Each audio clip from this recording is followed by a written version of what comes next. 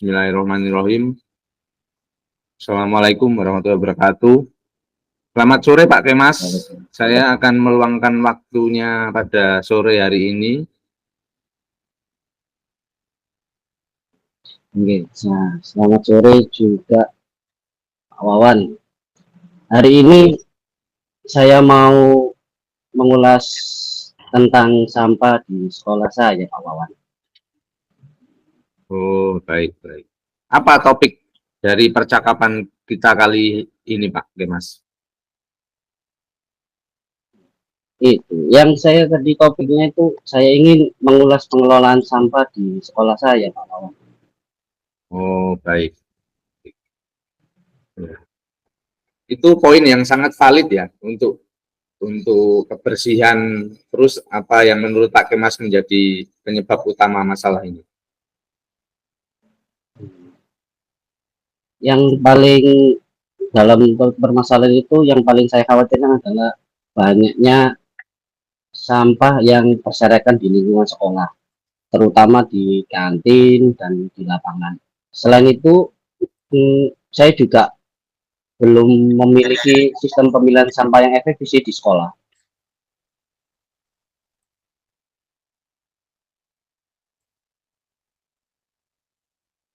Lalu kesadaran siswa apakah sudah menjadi perhatian selama ini sosialisasinya Pak Mas? Kalau dalam kesadaran siswa tentang pentingnya menjaga kebersihan lingkungan masih kurang. Selain itu, fasilitas pemilahan sampah yang ada juga belum memadai di sekolah saya.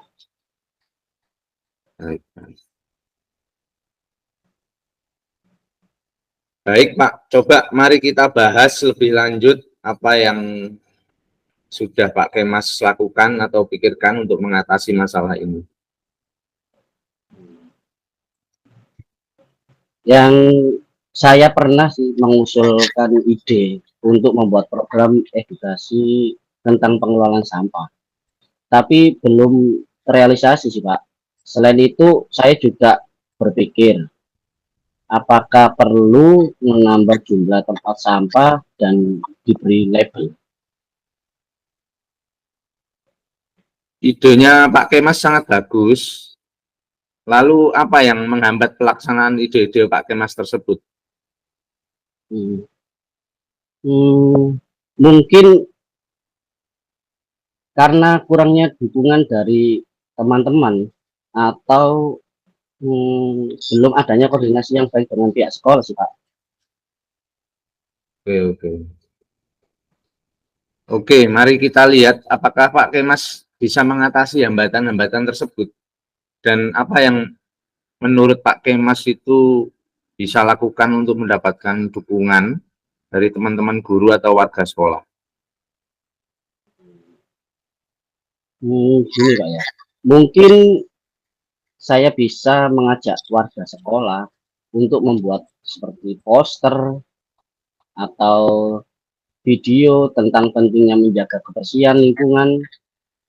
Selain itu, saya juga bisa mengajak teman-teman guru, rekan sejawat atau teman-teman guru untuk ikut serta dalam kegiatan membersihkan lingkungan sekolah.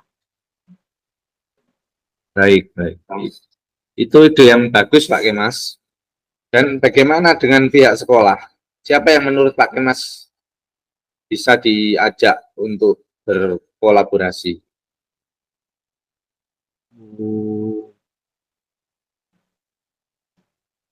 Kalau mungkin menurut saya bisa bicara dengan bapak atau ibu guru di sekolah ya.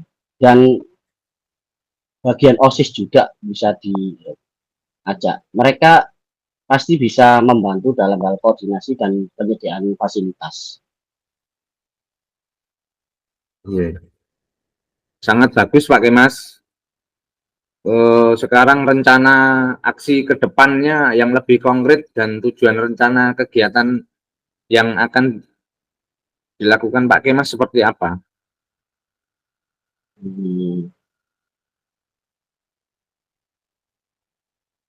Apa yang Dan mungkin saya coba buat proposal dalam minggu-minggu ini.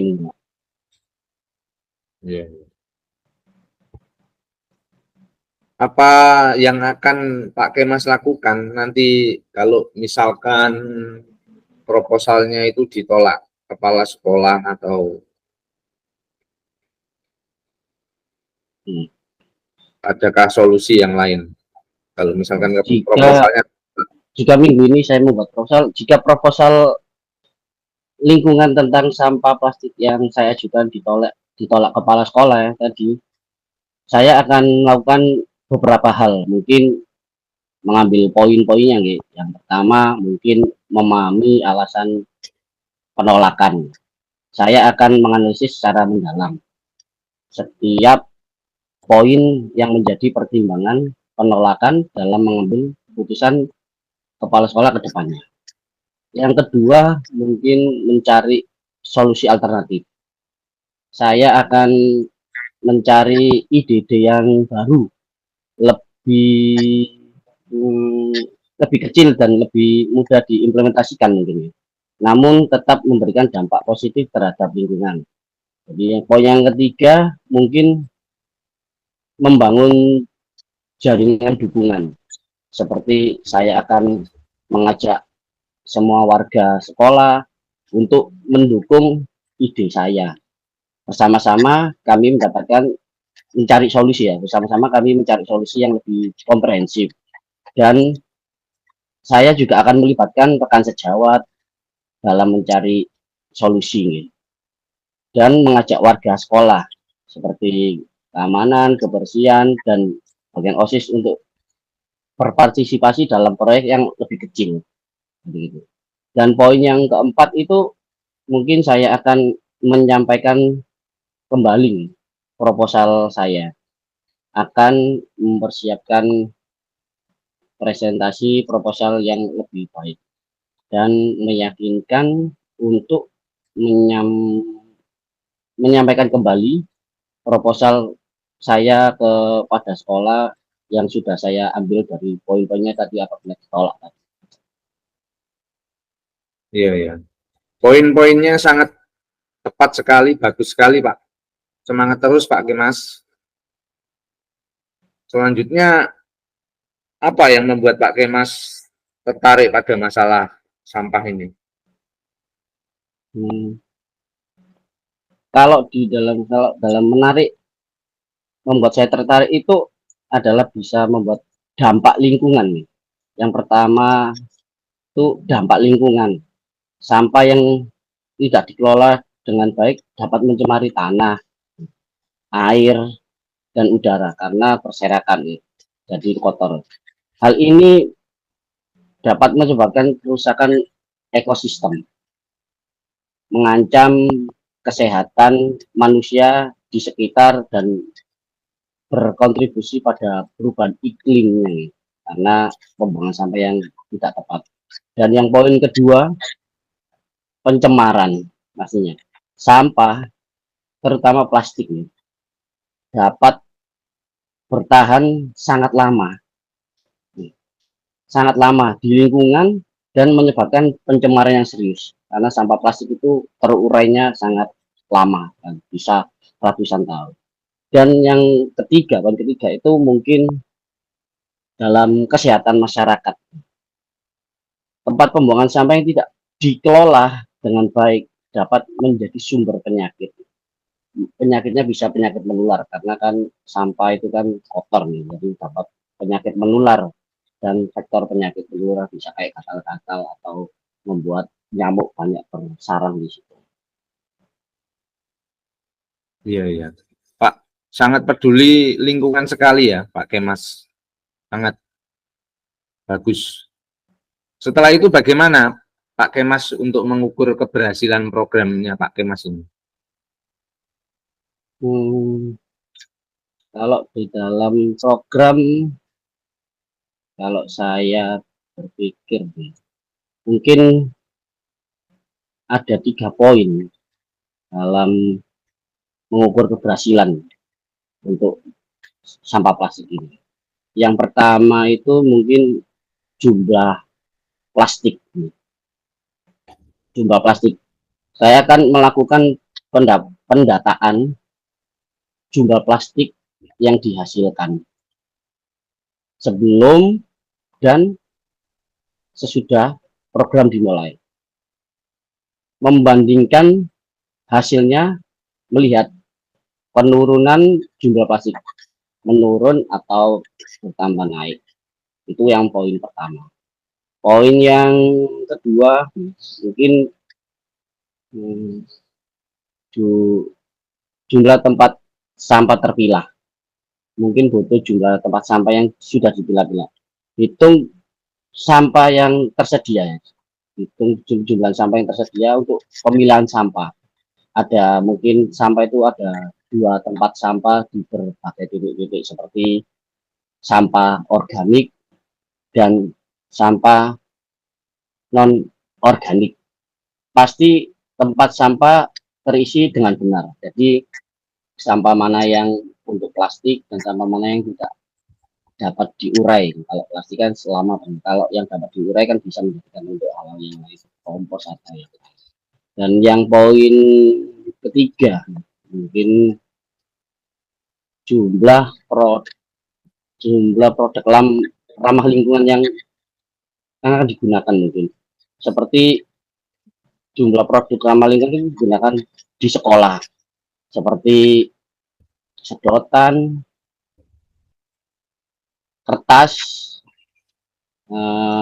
kantong belanja ramah lingkungan, atau sabun cuci tangan yang biodegradable. Apa ya namanya, saya lupa apa sih, kan cuci tangan yang ada bio-bionya, itu biodegradable atau biodegradable gitu mungkin ya.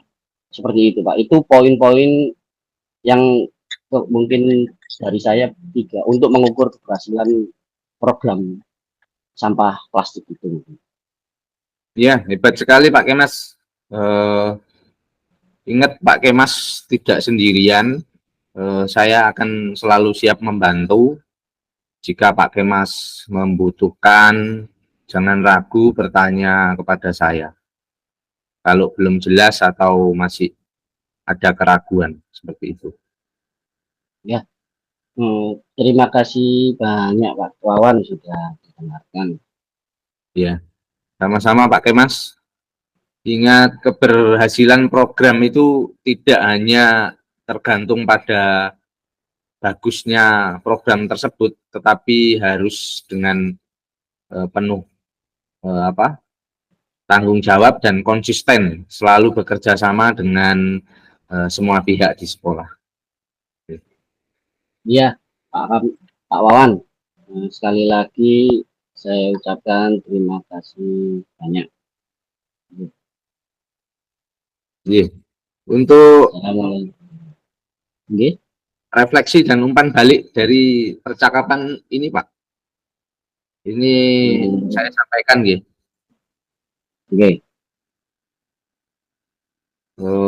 Kesadaran Pak Kemas ini memiliki kesadaran yang tinggi terhadap permasalahan sampah lingkungan di sekolahnya. Jadi inisiatif proaktif, beliau sudah mencari solusi yang terbaik dari beberapa ide-ide yang baik dan hambatan yang jelas. Pak Kemas mampu mengidentifikasi hambatan itu dan dihadapi dengan implementasi program rencana aksi yang konkret. Terus untuk rencana aksi konkret, beliau memiliki rencana aksi yang sangat jelas, yaitu dengan mengajukan proposal tadi ya Pak Kemas ya, ke kepala sekolah. Kemudian umpan balik untuk Pak Kemas, terima kasih atas partisipasinya pada sesi coaching sore hari ini. Anda menunjukkan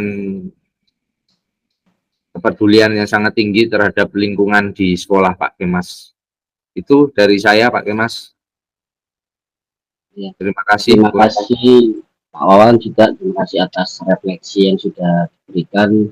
serta umpan balik untuk saya untuk agar mendapat tetap semangat untuk di sekolah saya, mengembangkan ide-ide yang cemerlang. Terima kasih Pak. Karena sama